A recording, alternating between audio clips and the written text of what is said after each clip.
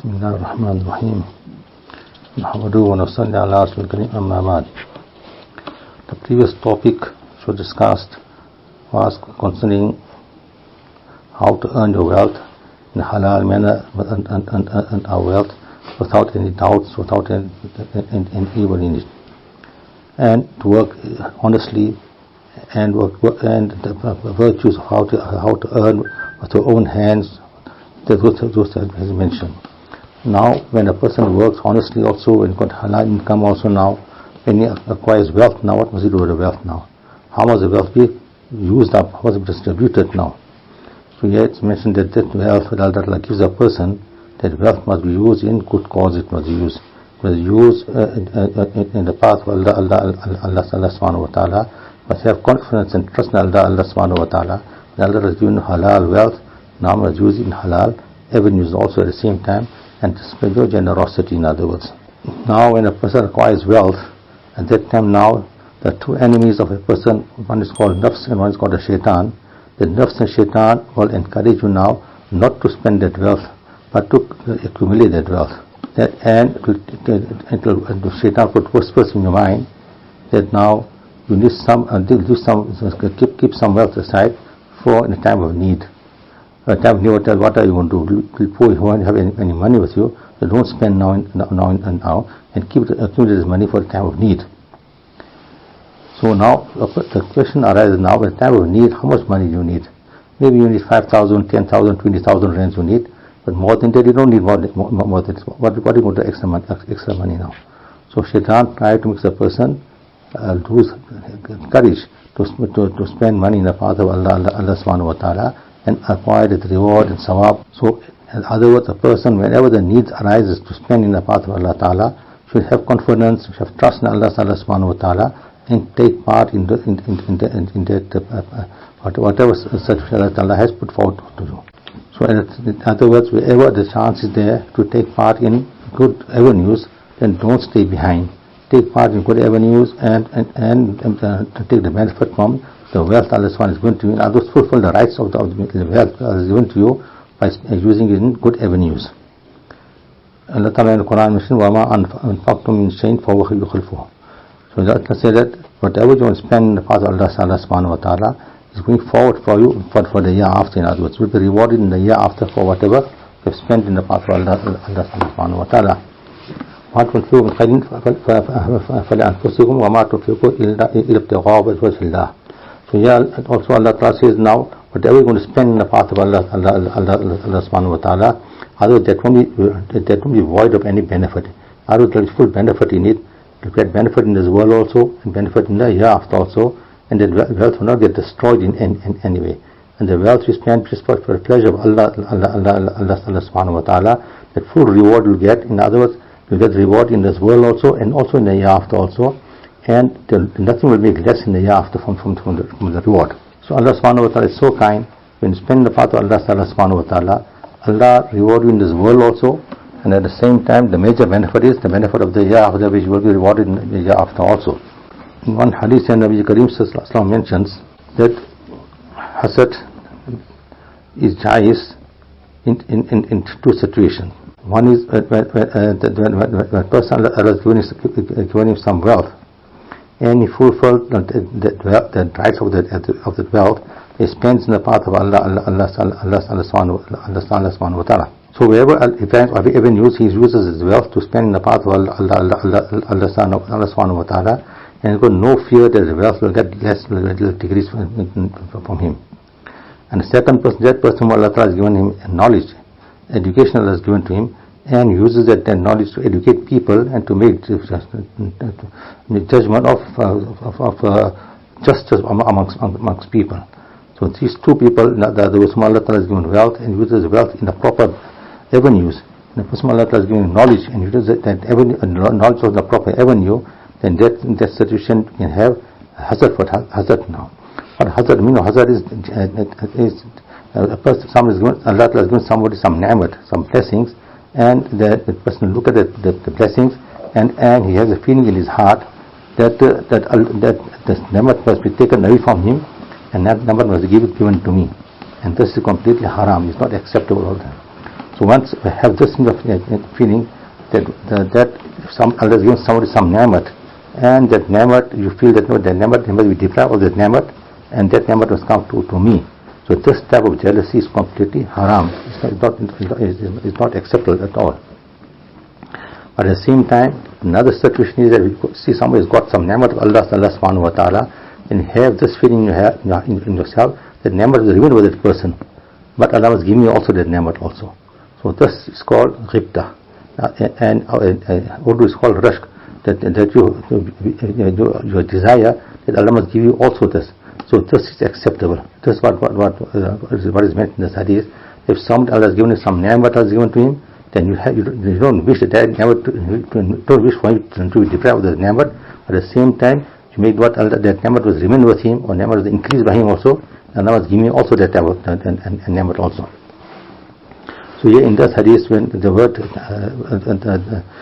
word hazard is being used, is meant in this manner, in this sense is meant that you desire that his ni'mat stay by him also and increase also, and Allah give you that ni'mat also. Now, when you spend money in the path of Allah subhanahu wa ta'ala, in other words, the wealth Allah has given to you, using all those avenues where Allah ta'ala is happy with you.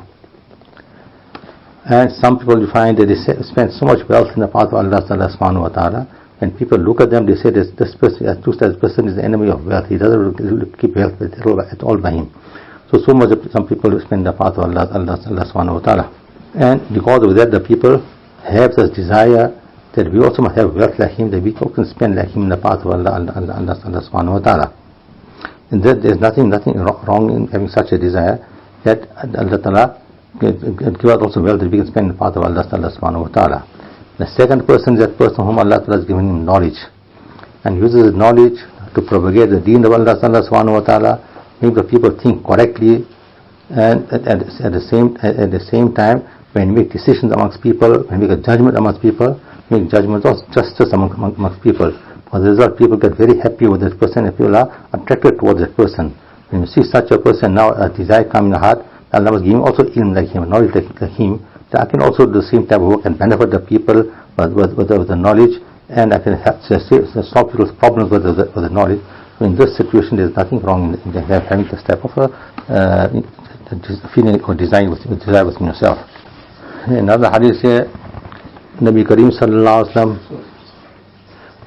asked a question to the Sahab, that who are those people who love the wealth of inheritance more than the own wealth? So Sahaba replied that everyone loves their own wealth more than somebody else's wealth. But somebody else's wealth is not so much loved like how a person loves his own wealth. So the Nabi Kareem replied that your wealth is that wealth which you have sent ahead already, and what you have left behind, that wealth of somebody else will go into inheritance of somebody else. Normally we find that people's natural desire is what, and the habits and the nature is such that the person would like to have love for the wealth they've got by themselves, and at the same time, which anybody else got some wealth, they're not much worried about it. That wealth, whether it can get lost, it can get harm, whatever it can happen, they're not worried what will happen. But more to how to secure their own wealth. That's a normal tendency amongst people it is now. So some person, for example, has got wealth now, and he thinks that this wealth belongs to me. I've got so much of wealth with me now, but when death comes, what happens now? He leaves all this wealth behind. Although he's the owner, he possesses all this wealth also, he's satisfied this wealth belongs to me. But once his death comes, he's separated from that wealth. The wealth doesn't belong to him anymore. Now he can't fulfill any needs with that wealth. He can't buy clothes, he can't buy food, nothing he can do from that. And he can't spend in the path of Allah subhanahu wa ta'ala also with that wealth. He will leave everything behind and he's going to go away. So now we come to understand that this person which was thinking that this wealth belongs to me, that in reality this wealth doesn't belong to him, because the wealth is going to somebody else now. And the wealth will go to somebody else in the form of inheritance now.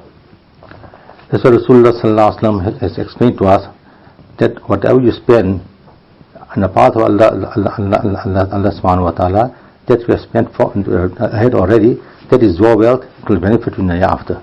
The wealth you leave behind is not going to benefit you at all. It will remain and benefit somebody else will benefit. So in other words, in this hadith we have been encouraged that how much you need to spend on yourself, spend so much on yourself. And the remainder money, spend in the path of Allah subhanahu wa ta'ala, spend on the people who are in need of it, spend on them and let them live comfortably.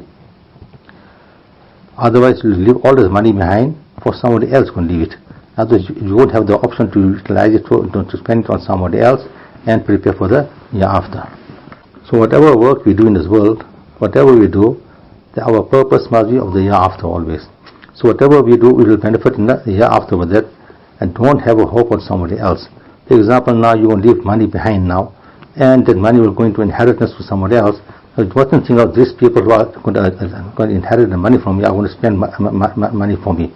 They're going to benefit me in any way. They're going to use the money for themselves. They're not going to use money to benefit you at all. So thus, the ideology of just thinking within yourself is not correct. That the money which you left behind now, that is going to benefit you. The money won't benefit you. That money is going to go to somebody else. Is going to go.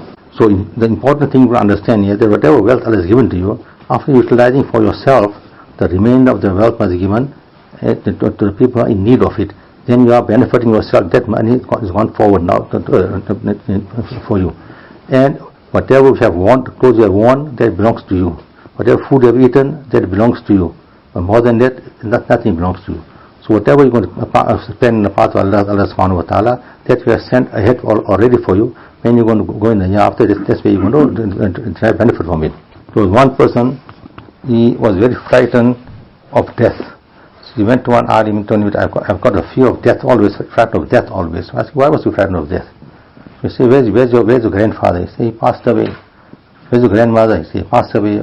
Your great-grandmother, great-grandfather, he also passed away. Where's your uncle? He also passed away. Your auntie, they also passed away. You say, so many people passed away already. That's where you also going to go there. So why are you worried now? You can meet them where the majority of people have passed away. So you also going to go there where they are. So what must you get worried for? How must you get frightened? Then to look, you do one thing, say, you must send gifts to them. So how do I send gifts? What do you mean sending gifts? So you read some Quran and pass the gift to them. The gift will go to them and they'll feel happy with that gifts. And give a smaller example. Say, for example, if you are staying here in Johor, for example, and someone from Durban sends you a present every day. The present comes to you every day and you are very happy with the present, you are pleased with the present. After some time, that person says, I'm coming to Johor, I would like to meet you also. What will you do?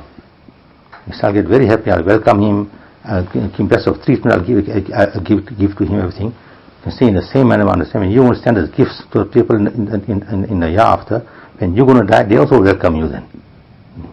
So how you treat yourself, how you make yourself understand, that's how Allah will make it for you also. So when you pass sawab, for example, to your parents, pass sawab to your friends, for your asaris, spend sawab for the mu'minin, you spend pass sawab to them, pass sawab to the Sahab kiram and awliya kiram, pass sawab to them.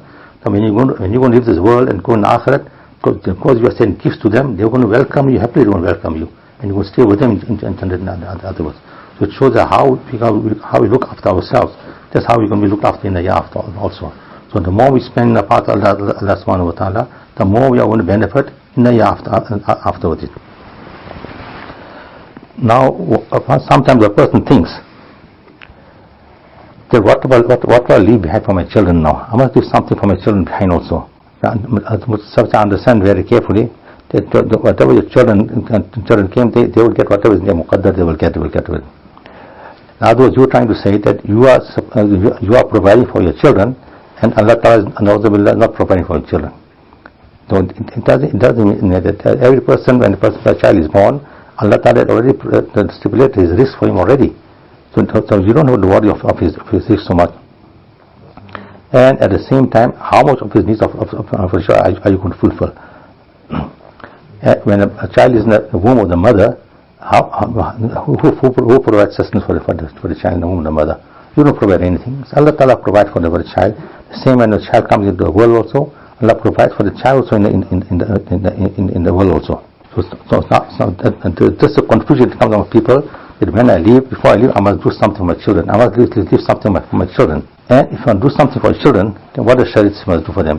Do something for them what is beneficial for them and will benefit you also. So what is that now? Educate your children. Give education to your children. teach them etiquette, teach them akhlaq and manners, teach them, and bring them close to Allah subhanahu wa ta'ala. Instill the love of Allah subhanahu wa ta'ala, the ma'rifat of Allah subhanahu wa ta'ala in your children. This is what you got to do. If you do this, then you are benefiting the children also and benefiting yourself also. And these type of children will become a means of your isarisa to leave the world also. But we're going to just worry about the children and don't teach them deen, don't educate them also, and don't bring the love of Allah subhanahu wa ta'ala in the heart. So after you go, they're not going to remember you at all. They won't benefit you in your grave afterwards. So this is what we encourage from Shariah, to teach our children and educate our children the knowledge of deen, and at the same time instill the love of Allah subhanahu wa ta'ala in the hearts. And if you find any of the hadith of Nabi Karim Sallallahu Alaihi Wasallam or in the Quran, and you will find that Allah Ta'ala says that leave a house for your children, or leave some wealth for your children, leave a business for your children, but you won't find something that you'll find. But you'll find that educate them, yes, definitely you'll find that those will find. We find this will find in the Shariah also. The children are small, then you're going to provide for them, you're going to look after them. That you find in the Shariah, definitely you'll find that when they're small. Then look after them till they grow up. And at the same time, trying to understand that if your children are small and you go to pass away, what will happen now? Who will look after them? Still Allah will look after them also. And you see this type of examples in society also. When people pass away and they leave behind small children, they have been looked after also. Allah Ta'ala make means in different ways and use different people to look after them also. They have been cared for also. And sometimes the person thinks that now when children grow big, then they will earn something and they'll provide and look after me. So this type of thing, one side the person said, I will leave something for them behind, and the other side you think, no, when they grow big, they'll earn it and look after me or support me. So we got a contradictory mentality within ourselves. And normally you find when parents are working, sometimes you find a woman is working for somebody, cleaning the house for somebody, washing dishes for somebody, or whatever hard work, manual work she does for somebody, and for that money she earns, she look after the child and educate the child, and the child grow big. And at the same time she has this within the heart, a feeling in the heart that today I am working hard to feed my child. That if the child is benefiting from my hard work, so tomorrow when the child grows big, I would benefit from his income also, in other words. Normally parents have got this, that today the children will benefit from my income, from our income, and tomorrow when the child grows big, they will benefit from their income, will benefit. But there's a thought now comes in the mind. But something you find is one person in Bangalore, he went out after his mother worked very hard, like a maid, domestic maid, and she looked after the child. The child grew big now. Now she thought, now is the time for me to benefit from his income now.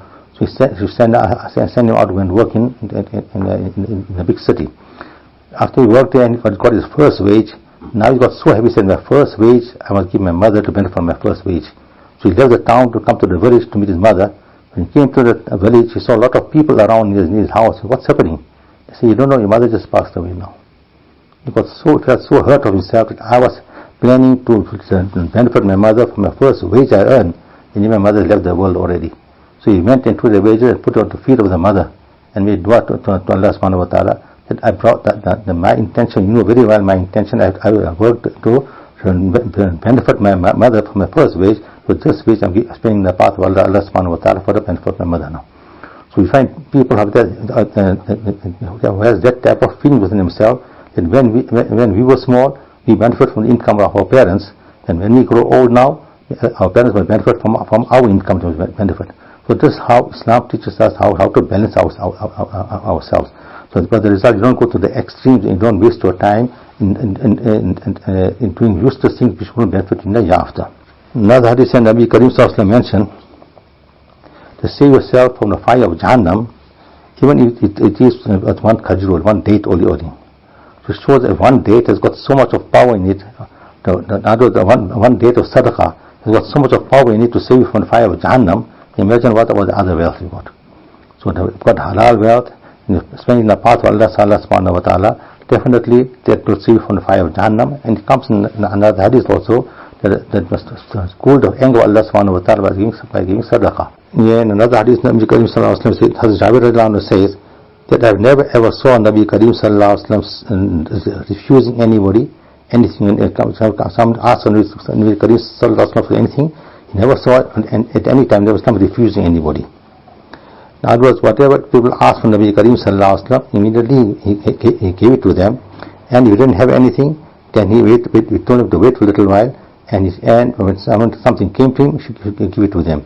Or she promised them that I'll give them, whenever something comes to me, I'll give it to you. She called them afterwards, give it to them. And sometimes she would take a loan from somewhere, and I will pay a loan afterwards. So this was the nature of Nabi Karim sallallahu alaihi wasallam, to help the people in different ways. He never refused anybody. At one time, one person came to Nabi Karim sallallahu alaihi wasallam and asked him for some help. At that time, Nabi Karim sallallahu alaihi wasallam didn't have anything by him. So he told the person, go and take a loan from somewhere, and to repay the loan, and take responsibility upon myself, I'll repay the loan afterwards. When this situation took place, Umar was sitting there, he got very upset and told Nabi Karim sallallahu alaihi wasallam that why you want to take a burden on yourself which you're not responsible for. So and when this happened, the Sahab was sitting around there, they saw that Nabi Karim sallallahu alaihi wasallam was very comfortable with it. And once Ansari Sahabi got up and told Nabi sallallahu alaihi wasallam to spend from the owner of the arsh of the throne, how much you want to his wealth will not decrease. And the Sahabi said that, saw that Nabi sallallahu alaihi wasallam got very happy with it, and Nabi sallallahu alaihi wasallam after said that I have been commanded to spend in the path of Allah and help the people who are in need. So Nabi Karim sallallahu alaihi wasallam taught us that people who are in need must help them out whatever it is. And if you feel that person is a very poor person, he won't be able to manage anything, and you know that you can manage to help him after also, then take the burden of responsibility and that you carry out the work, whatever it is. I'll attend to your loan, whatever it is, I'll attend to it afterwards. And this also is for Sahab, and it's also a sunnah of Nabi Karim sallallahu alaihi wasallam. So in other words, what we understand from it, and whoever asked Nabi Karim sallallahu alaihi wasallam for anything, he never ever refused anybody. Whatever he had, he gave it to them. Otherwise, he made a promise, I'll give it to him afterwards. Once it happened that one woman, she knitted a shawl herself with her own hands. In other words, she spun the cotton herself and made the sheet also herself, wove the sheet also herself. She came to Nabi Karim sallallahu alaihi wasallam and said, this was my halal earnings with her own hands, so I prepared the sheet. Please accept it just as a gift. Nabi Karim sallallahu alaihi wasallam accepted the gift because at that time he didn't have a sheet like a lungi to cover himself. So he took the sheet and went in the hall, house and he wore that sheet. When he came with the sheet in the masjid now, then one other Sahabi came and he felt that sheet with his hand and told him, I would like to have the sheet, please. So Nabi immediately went back into the room to remove the sheet. In the meantime, the other Sahabas who were sitting here, they started rebuking him. They said, don't you know, just asking Nabi everything, and he hasn't got a sheet at this time, and he needed the sheet, why did you ask him? So he just kept quiet and told him that I asked the sheet to use it to make kafan. That's why I asked for the sheet. And Nabi Karim came out and gave him the sheet, and so he kept the sheet in such a way that he said that at the end he made sure he used the same sheet for his kafan also. So we can see from here also the nature of Nabi Karim sallallahu alaihi wasallam, whatever is the things of his need, necessity also, when people ask, he gave it to them already. He didn't worry of his own necessity, but he gave it to somebody. That's why Imam Zain al-Abidin rahmatullahi alayhi, he wrote a small little poem he wrote, and the meaning of the poem is that the Nabi Karim sallallahu alaihi wasallam never ever said la besides shahadat. When you say shahadat, say la ilaha illallah, you say, only at that time you use the word la, no. Nobody worth the worship besides Allah. He never used it. And if there was no shahadat, she never used the word la. That also shouldn't use the word. So he was always prepared to help somebody and give comfort to somebody. He never refused anybody. In other words, that was the high character of Nabi Karim sallallahu alaihi wasallam. Another hadith here, Nabi Karim also mentions that every morning, two farishtas come down from the sky. And some places mentioned where the sun is rising on either side of the sun, and then they come up and announce that those people who spend in the path of Allah subhanahu wa ta'ala, Allah must increase their wealth for them. and Allah will reward them many folds. And other Farishta announced on the other side that those people whom Allah has given them wealth and they accumulate their wealth and they don't spend in the path of Allah subhanahu wa ta'ala, Allah must destroy their wealth.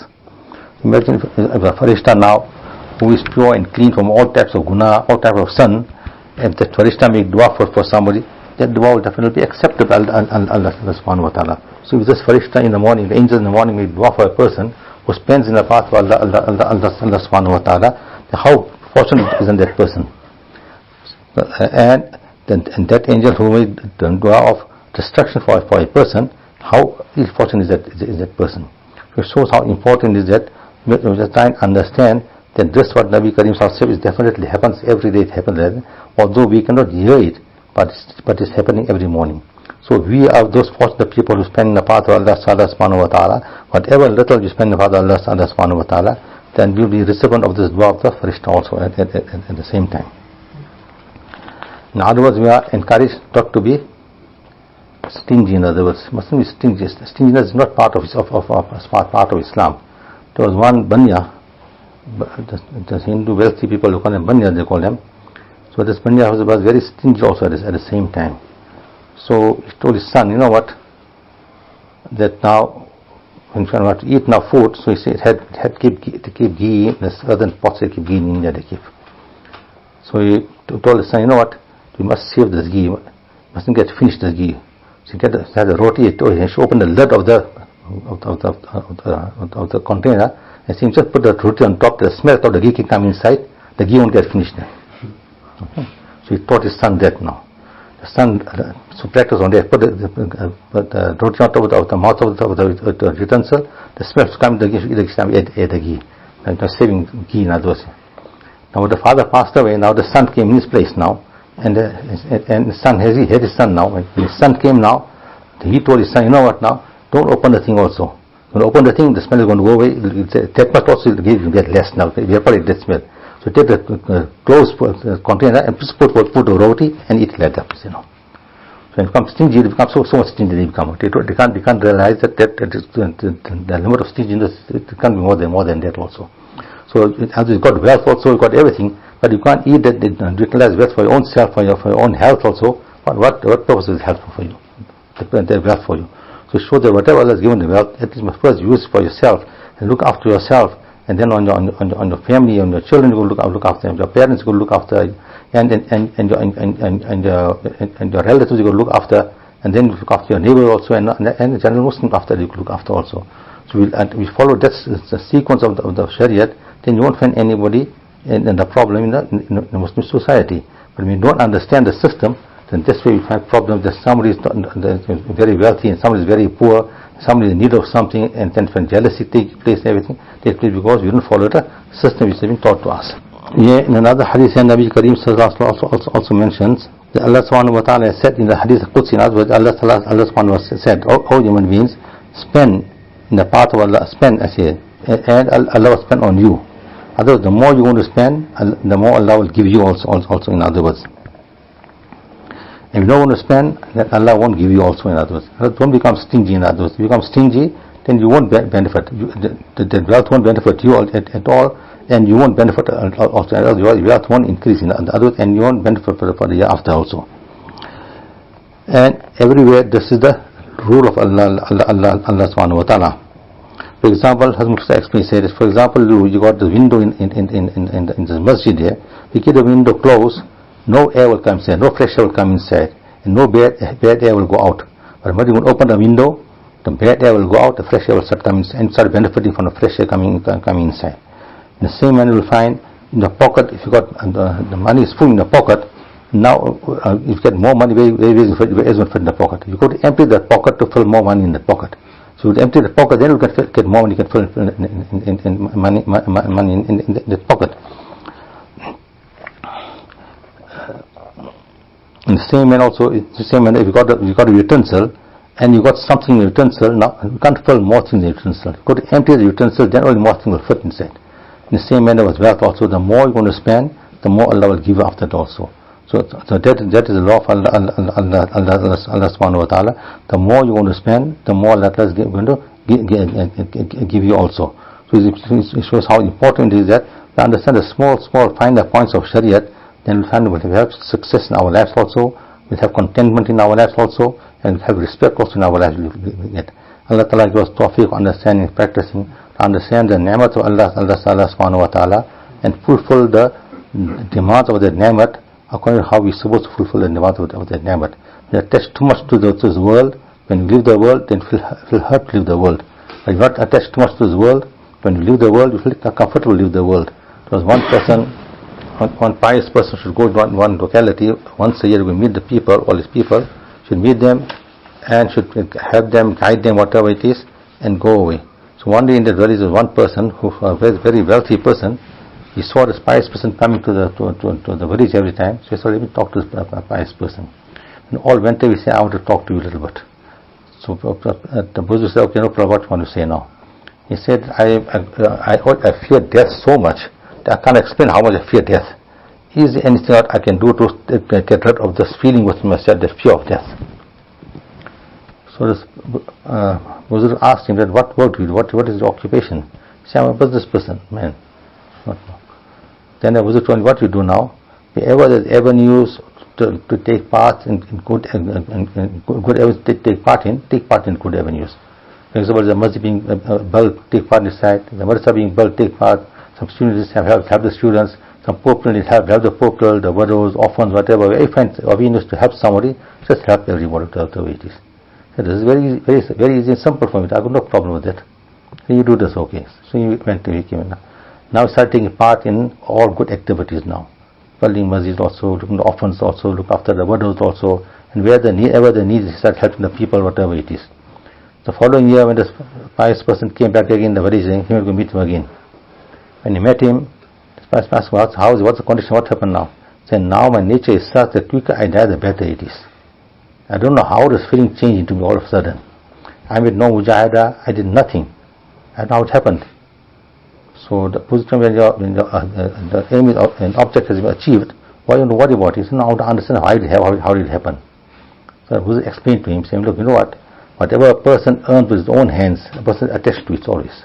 For example, you earn money now, and you got so much money now, you buy your own car. Now you're not going to use a taxi to go to work now. You use your own car to go to work now. Because you bought that car and you got love for the car, and you know the car will give you comfort now. So you use in your own comfort to go to work, in your own car you're going to go now. In the same manner, you earn money and you buy your own home. Now you won't go buy and stay in the rented home. Stay in your own home, you're going to stay now. That's not, you bought your own home, but your own effort now. You don't want comfort from your own effort, you didn't want comfort from the one. Similarly, say, whatever you earn with your own hands, whatever you want to have the comfort of it. So previously, whatever you earned, you just kept it hoarded with you all the time here in the world. So your heart is only attached to the world all the time. Now you separated that wealth from the world and sent in Akhirat, spend it away. Now your heart is attached to the Akhirat, how will you benefit from the wealth I will spend in Akhirat already now. So it's a simple example, I explained to that now. Your heart will get attached to Akhirat. When you do actions of Akhirat, you're going to do. If you don't do actions of Akhirat, your heart won't get attached to the Akhirat. You got to do actions to make your heart turn towards the Akhirat. So this ni'mat of Allah subhanahu wa ta'ala, the tasawwur Akhirat is a great ni'mat of Allah subhanahu for the mu'minin. When they have this thought within themselves, then that's where the person get a little bit detached from the world and mind goes towards the Akhirat, and that's where when the time for him to leave the world, he is happy to leave the world. Because when it's time to leave the world, the Farishta will come and tell him, now your time is over, you got to go to the Akhirat where you have spent so much of things for the Akhirat. The soul is very happy, says, I'm prepared to go to and very easily the ruh is taken out from the body and goes and see whatever you have done for the Akhirat. And those who will never do good work, for them now the ruh just want to stay in the body all the time. Don't get separated. It will very hurt to get separated. So if you want to live a comfortable life and live a comfortable life for the year after, then you got to spend for the year after, whether you spend money monetarily or whether you make ibadat to Allah subhanahu wa ta'ala, whichever way it can be, must prepare ourselves for the year after. When our time comes in the world, then we are prepared to leave the world without any hesitancy. So Allah Ta'ala will give us tawfiq of understanding our purpose of our creation and the purpose of what to do in this world. Allah give us that understanding and fulfill that purpose in this world, then you got no problem. But when you don't fulfill the purpose for which you have been created, then that's where the problem comes about. Allah has created us to worship Allah subhanahu wa ta'ala. The more we worship Allah subhanahu wa ta'ala, the more we are fulfilling the purpose of our creation. There was one pious person, he had a business, and for this business, when you go to do his business, you should tell Allah subhanahu wa ta'ala, I have left my ibadat just because you have made it first on me to support my family people. In this connection, there is one instance of one Hakim Sahab. His habit was, whenever he leaves his home, he tells his wife, what you need home today? And write on the paper and give it to me. So the wife gives him the paper, this I need for the day today. When he goes to his surgery, the first thing is open the paper and see inside what he needs and writes the price of how much it costs. Then we dua to Allah subhanahu wa ta'ala that today my needs are so much. Give me so much needs. I have left my home, I left my ibadat from home just to fulfill the needs of my family. Then she put the paper on his desk. Then whenever that much of money, he sees the patient, give the medication, whatever it is, when that money he receives that money, then he closes the shop and goes home. So now my work is done now, I need so much for the day, and when he goes home after that, and gives the money to his wife, whatever it is. Every day he does that. So one day, while he was in a surgery, one person walked into a surgery, like a gentleman person walked in a surgery. After he saw all the patients, he asked him, do you need some treatment for anybody, for yourself, whatever, come forward. He said, no, I want to talk to you a little bit. I think you haven't recognized me. He said, no, I haven't recognized you, say. See, but there's one time, a few years ago, in front of your shop, my car had a puncture, and my driver was repairing the puncture. It was raining outside, and you saw me getting wet in the rain, so you called me into your surgery. And he came to the surgery, I sat in the surgery, and he started talking to me a little bit, whatever it is. And you had a small little daughter. The daughter always said that, the father, let's go home, I'm feeling hungry, I'm tired now. So you always told the daughter, no, wait a little bit.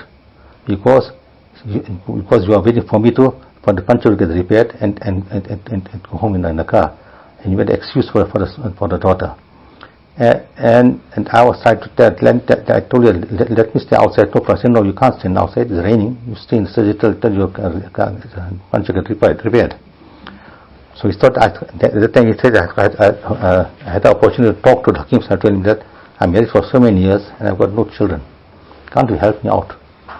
The Hakim told him, how can I give children? Children in the hands of Allah subhanahu wa ta'ala. There's Allah ta'ala, I can't give children. And we started talking to him and talk of Iman, making Iman strong, whatever it is. In the meantime, he was making some medicine ready also. At the end, when the medicine ready, he told him, look, this medicine is for you, this one is for your wife, take the medicine, and we God, Allah Ta'ala bless your children also, don't worry. So I asked him, how much do I owe you? He said, today my work is done, finished. You don't owe me anything. So he couldn't understand. So someone else was there in the surgery told me that Hakim Sah's the routine is when the daily expense is got, and then after that he don't see any patients and he don't charge money for anyone after that. So I was very surprised to see that what type of Hakim Sahab is this now. See, it changed my whole perception, my thing got changed by seeing this. It was how content when this Hakim Sahab got. So anyway, he said, after that I went away. And when I went away, then from after that I went away to Europe to stay there with my wife. And after a few years, Allah Ta'ala blessed us with children. I got 3 beautiful children I got also. My sister stayed behind in Pakistan. And now I became, the niece was of marriageable age, and because my sister was a widow, we looked after to her expenses. We came from Europe from there to get her married. So getting all the arrangements for wedding things ready for her. And once I went going to the bazaar to buy something, and because it was very, very hot it was, she got a heat stroke she got.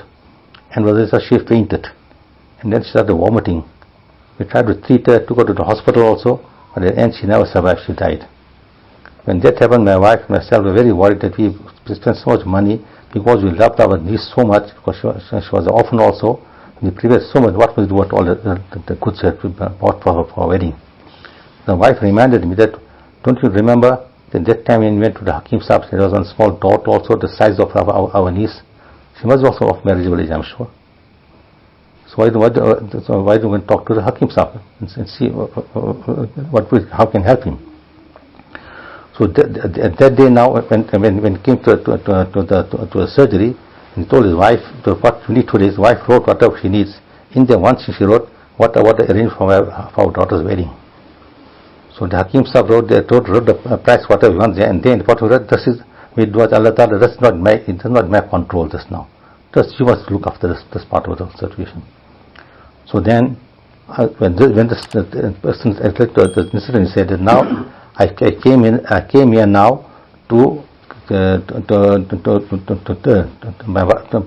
according to my wife's Bashma I met with her, that whatever we collected for our niece, we came to give it to you for your daughter. Your daughter also marriageable age must be. You can use it for your daughter, we can give it to you.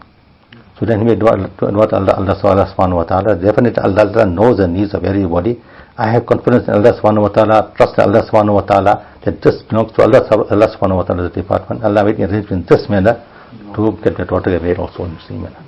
So the more we have contentment in ourselves and more we have hope in Allah subhanahu wa ta'ala, Allah attends to our needs in different ways, mysterious ways. Allah attends to our needs, which is beyond our understanding also.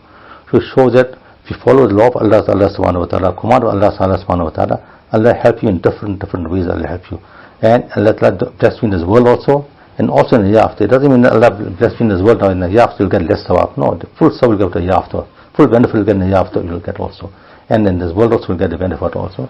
Allah give us tawfiq, understanding and practicing and making our lives according to how our Nabi Sallallahu Alaihi Wasallam taught us, that we also benefit in the same manner how the pious people, how the Anbiya alayhi salatu wasalam, how the Sahaba kiram, how they benefited from the mercies of Allah subhanahu wa ta'ala. Allah benefit, show us also with the same mercies and benefits also, inshallah.